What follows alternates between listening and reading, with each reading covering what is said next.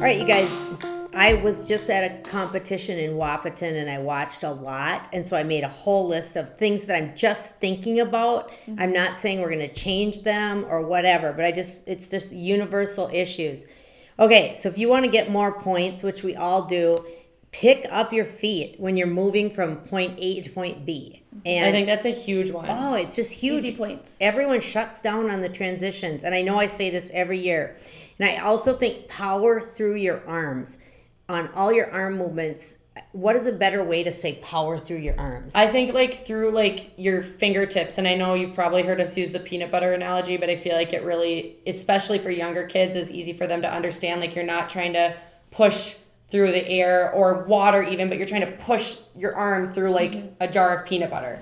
But I think all the way through your fingertips, reaching through your fingertips, because a lot of kids, I feel like I see the dead hand where they don't reach through their hands. Allie and I were talking about this the other day, but sometimes I don't think kids know what they look like. And so if you can show them, this is how you're doing it, but this is how I want you to do it, that gives them a good, reference of, right, okay, I see the difference there. So that's, I try to, tell my kids, I want you to pretend you're a Barbie in a box and, break outside your box. I love that. And I liked the other day when you said fill up the space. I always talk about filling your space.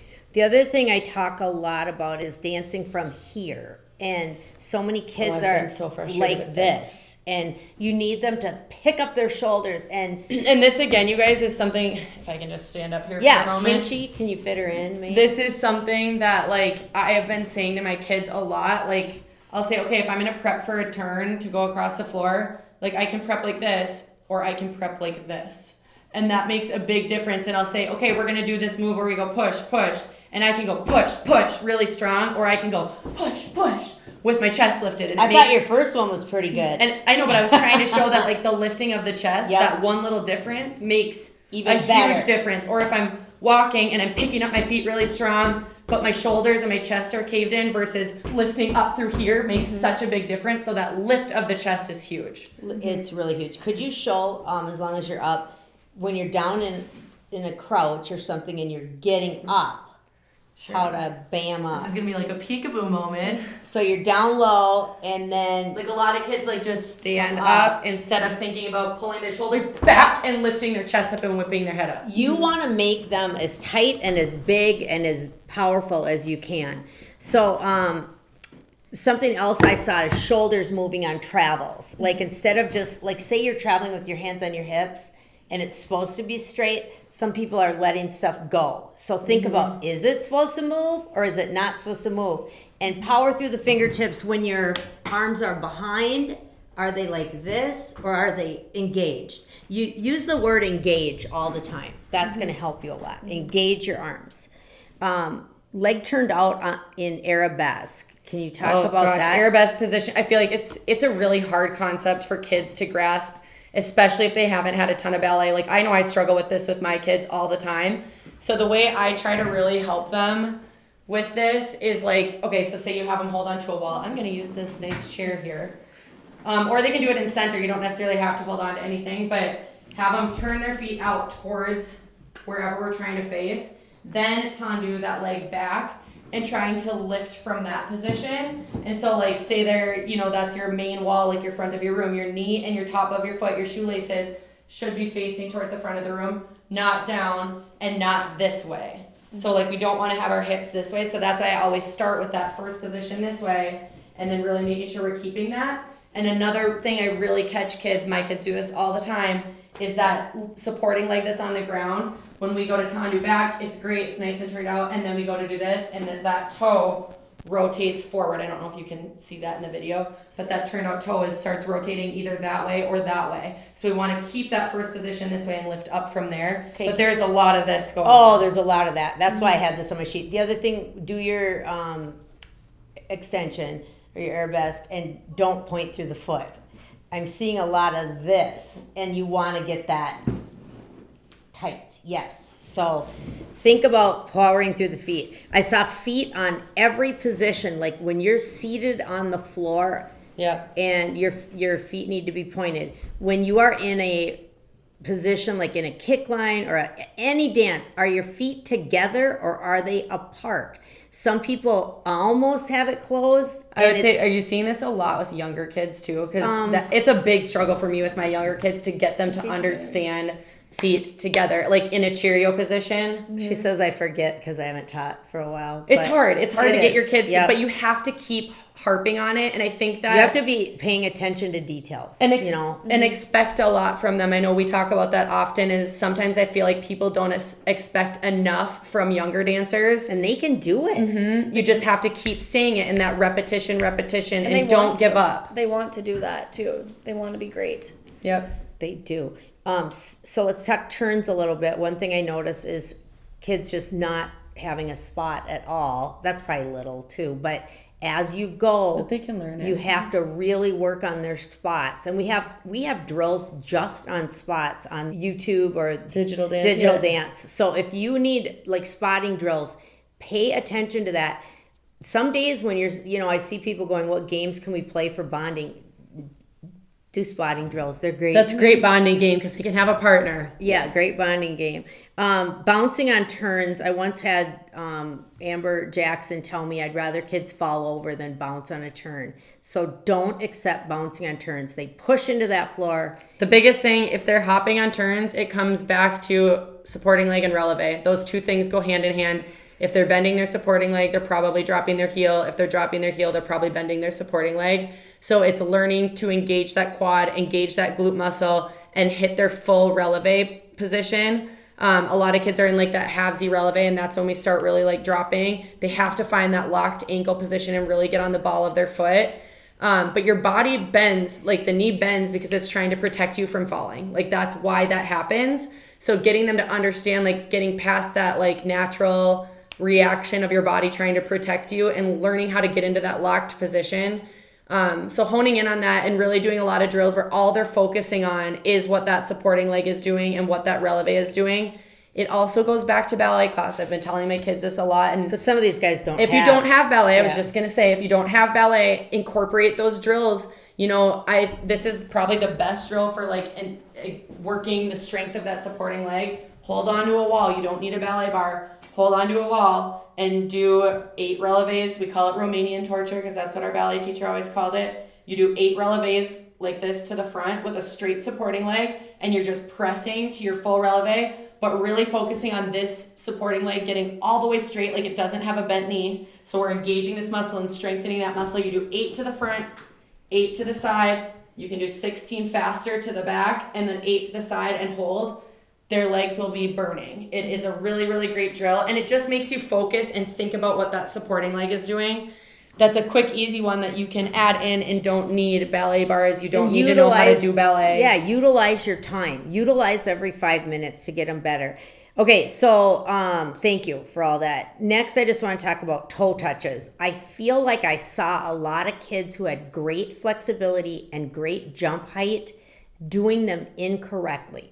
And I think it's because it's called toe touch. Mm-hmm. You don't really touch your toes, people. Mm-hmm. So you want I wish I could do it right now, but you want their back straight. You want their hands in the T, but slightly brought in. And this stays straight and the legs come up and they don't touch the toes or the hands. Mm-hmm. You don't touch them. They snap up. And we can add some videos in here and there. But watch how you're teaching that. If they are sitting on the floor in the widest straddle and you pick them up in the air, and they keep their legs straight. I love to practice this with father-daughter. That's what it should look like. So just a lot of leaning into the toe touches. I saw that over and over sitting at the table. I'm really thinking about engaging their core because the second they're letting their back arch, then that will also... Yep, and they got to turn those legs out, heels forward. Mm-hmm. Choreography-wise, one thing I noticed is a lot of teams doing solos work, but nothing else going on. So like if you're featuring Susie over here, maybe meanwhile back at the ranch, these guys should be doing something like on the floor. It doesn't need to be crazy, but not just in a squat. They can't just be sitting there the whole time. You need something going on. I also think with choreography, really make sure you're being smart about how you're using the dances off the series. Like if you took a dance of a class of 50, that's really aggressive. 25, and you're doing it with a class of 10, you maybe don't need the full 2 counts of 8 to travel somewhere. You need 1. So I think, I've seen classes where I'm like, the kids are struggling because they're traveling in place and then they can't figure out where they're at when the next part starts because they had too much time there. So making sure that makes sense. And then if you're changing any choreography to water it down or make it easier, make sure musically it makes sense, because that's something else I've seen where things are starting on weird counts. And I think it makes it really challenging for the kids to like know when things happen. Like everything should go with the music. So making sure that it makes sense with the music. Because I was teaching a kick dance that somebody had modified, and it would be like right when you get to the kick line, like it's the strong part in the music. Well, they kicked before that, and then when they got to the part in my brain where it would have been the kick line, then they dissolved and went somewhere else. So just something to think about. The other thing is get your parents to cheer. You might have to have lessons on how to get your parents to cheer, but some of the kids out there, I was like, do any of these kids have parents? It was just, awkward. So I think getting your parents to cheer will help, and getting them to cheer for other teams too. I'll tell you what, I heard from more than one director that the vibe at the Grand Island competition is electric, and all the teams cheer for each other. And then you get to some other venues and it's kind of like crickets. So let's work on that all together. So something else long range that I just noticed over the day, this is a personal thing I like, and I'm just saying this and maybe you don't, but if you have like a silver costume and use silver palms, I probably would like to see a contrast. Right, I agree. It looks more visual. Yeah, I would just say think next year about what you can do more visual to contrast the palms, or even like, I'm really bright. I love like hot pink and lime green, or, something. But think about that. Also with hip hop shoes, I really noticed that the contrasting shoes, boy, those like hot pink ones really show up. And the white ones, even with black pants. Yeah, some of them really show up. So it's just something to think about. One thing I noticed overall is backs on everything from kicks to leaps to whatever. I think really working on your upper back and getting stronger so that they can hold that back straight. I'm just saying this if you're trying to get more points. I also noticed the unhooks in a kick line and the hooks. Like when you get there, it's got to be bam, work it over and over, and the unhooks have to be bam. Add a head or a spaz to all that. Flexibility makes everything look better. Spend the time stretching or doing extra stretch classes, because until you're flexible, you're fighting your body on all moves, whether it's a leap, whether it's a kick, whether it's everything, a toe touch. You have to be flexible. I just had this conversation with one of our soloists that I'm like, once you can get flexible, everything's going to look better. Everything. Yep. So talk to your kids about that. They're holding themselves back. They're working so hard at some things, but not hard enough at other things.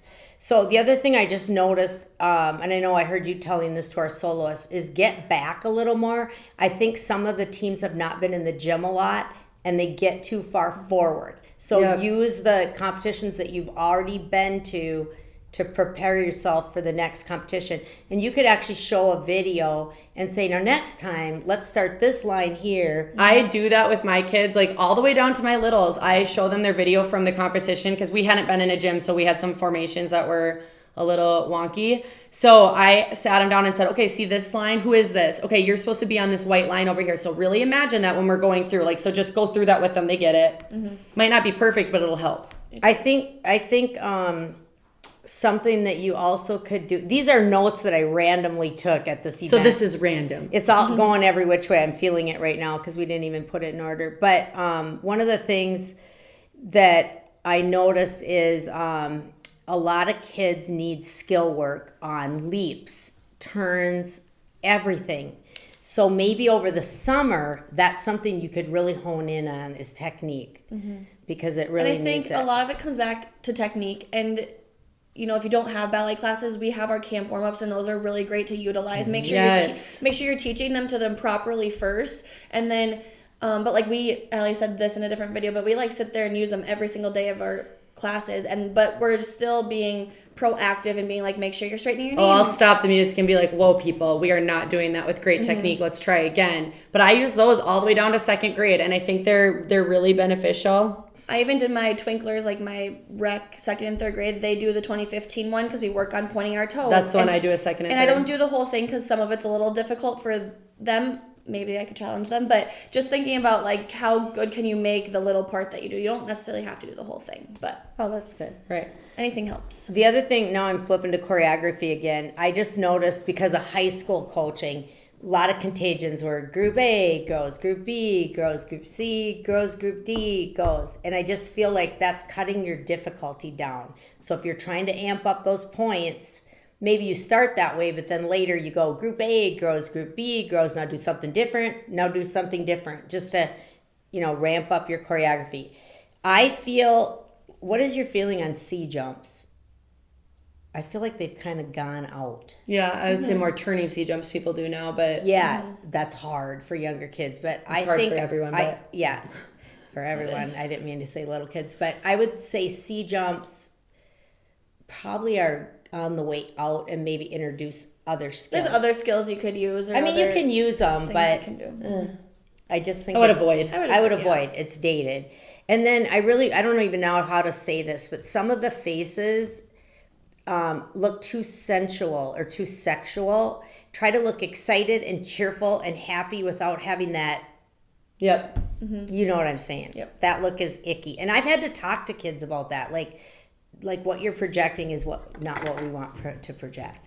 Well, I hope these ideas helped you. Can you think of anything else we forgot? If you ever need drills, like we're more than happy Oh, to yeah. offer drills for you or find videos or send you a video. So reach out and let us know. And that'd be a good thing to even, reach out to your rep about, or to Sharaia or Allie and just say, hey, I'm stuck on this. I'm struggling with this. People do that. I have directors reach out to me a lot, even just text me. I am more than happy to help. So, But utilize those some night when you have nothing to do, which is when, I don't know. But sit and watch like some of those YouTube videos that we've created or our digital dance.